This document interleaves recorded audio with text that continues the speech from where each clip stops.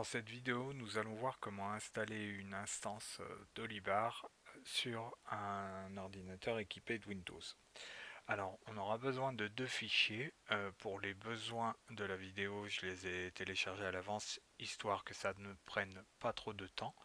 Mais je mettrai le lien sur le cours Moodle pour pouvoir télécharger ces fichiers éventuellement dans le descriptif de la vidéo.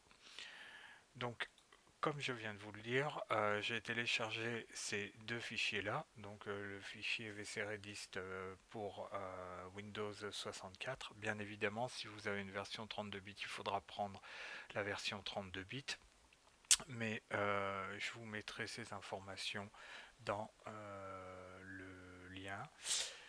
Euh, du coup, on va installer dans un premier temps ce fameux VCRedis 64 bits. Bien évidemment, on accepte les conditions générales de la licence, on installe et vous remarquez que c'est relativement rapide et ça nous permettra justement de pouvoir installer l'instance d'Olibar. Donc cette instance d'Olibar s'appelle DollyWamp puisque on va avoir besoin d'un serveur LAMP. Alors je rappelle que pour les besoins du cours, vous n'avez pas à installer ces éléments-là puisque les choses ont été faites pour vous en cours sur un serveur Linux, ce qui est beaucoup plus pratique. Mais je me dis que si vous voulez l'utiliser dans vos exploitations, ce serait peut-être bon que vous puissiez l'installer sur votre ordinateur Windows. Donc on va double-cliquer sur DollyWamp et à ce niveau-là, vous allez voir que l'installation va être relativement longue. Alors si vous avez ce message-là, surtout vous cliquez sur Informations complémentaires et vous exécutez quand même le programme.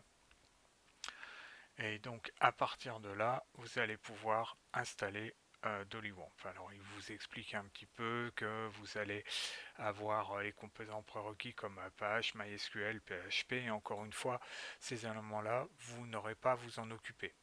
Là, on vous demande d'installer la version de VCRedist x86, mais comme nous on a installé la version 64 bits, vous en occupez pas. Voilà, donc vous cliquez sur oui. Vous pouvez laisser Dolibar par défaut sur le lecteur C, mais vous pouvez bien sûr choisir le répertoire qui vous convient. Et je vais créer ici une icône sur le bureau. Alors, je vais cliquer sur le bouton installer.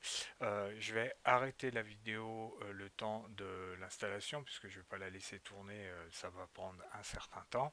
Alors, une fois que l'installation est terminée, on se retrouve avec cette boîte de dialogue qui va nous permettre de définir les paramètres techniques de notre serveur WAMP. Vous n'allez rien toucher aux éléments qui se trouvent ici, peut-être éventuellement le mot de passe route, même si vous ne devriez pas en avoir vraiment besoin. Vous pouvez mettre un mot de passe personnalisé, ici je mets password, mais c'est juste comme ça, et vous allez cliquer sur suivant. À partir de là, vous allez pouvoir avoir accès aux différents éléments de Dolibar.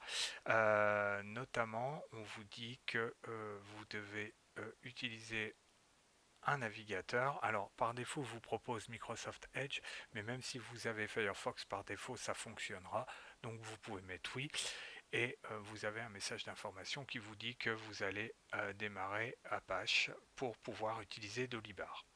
Alors une fois que vous avez cliqué là-dessus, vous allez pouvoir lancer vos instances en recliquant sur suivant et ici évidemment, comme il s'agit d'un serveur Apache, il a besoin d'une autorisation sur le pare-feu. Donc vous pouvez le mettre sur les réseaux privés, vous n'êtes pas obligé de le mettre sur les réseaux publics. Moi, pour les besoins de la démo, je vais le laisser tel quel. Je vais cliquer sur autoriser. Si vous êtes chez vous, vous n'êtes pas du tout obligé d'utiliser les réseaux publics. En cliquant sur suivant, vous allez voir que le processus de Dolibar va se terminer et vous allez basculer directement sur l'interface web de Dolibar qui va vous permettre de finaliser la configuration de Dolibar. Donc vous cliquez sur le bouton terminer et vous remarquez que on bascule directement sur la page d'install de Dolibar. Encore une fois, je le répète, tous ces éléments-là vous n'avez pas besoin de les faire dans le cadre du cours, hein, c'est simplement si vous voulez utiliser Dolibar dans vos exploitations et que vous n'avez pas les compétences pour mettre en place un serveur Linux. Donc, langue par défaut, vous voyez qu'il il choisit la langue du navigateur. Si vous voulez être plus sûr, bien évidemment, vous pouvez le mettre en français. On va cliquer ensuite sur étape suivante. Il vous donne les différents éléments. Si vous aviez Dolibar à mettre à jour, ça fonctionnerait exactement de la même manière. Donc là, il s'agit d'une première installation. Donc on va démarrer cette installation. En démarrant cette installation, on nous donne les éléments qui vont nous permettre d'avoir configuré la base de données. Comme on a rempli ces étapes précédemment, on n'a pas besoin de s'occuper de ces paramètres-là. Donc je clique sur étape suivante et à partir de là, vous voyez que l'instance de Libar considère que tous les prérequis sont réunis pour pouvoir installer l'application. Donc on va cliquer sur étape suivante et là c'est pareil, ça peut être relativement long en fonction de votre PC, donc je vais arrêter la vidéo de manière à ce que ça ne prenne pas trop de temps.